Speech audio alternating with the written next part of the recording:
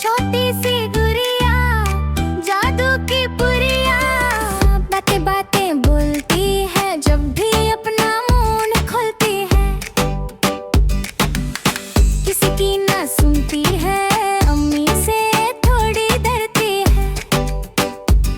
जब खाना खाने बैठी है, उल्टी सीधी शक्ल बनाती है।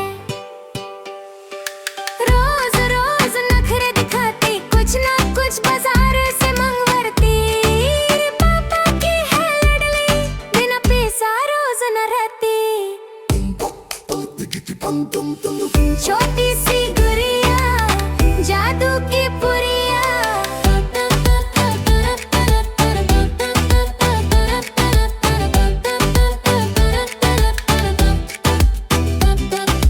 डैडी के साथ नमाज भी पढ़ती, दादों को सलाम भी करती। भाई के साथ रोज ये लड़ती, अम्मी की डांट से थोड़ी डरती। अबू को है जान से प्यारी, सबको लगती बहुत प्यारी। छोटी सी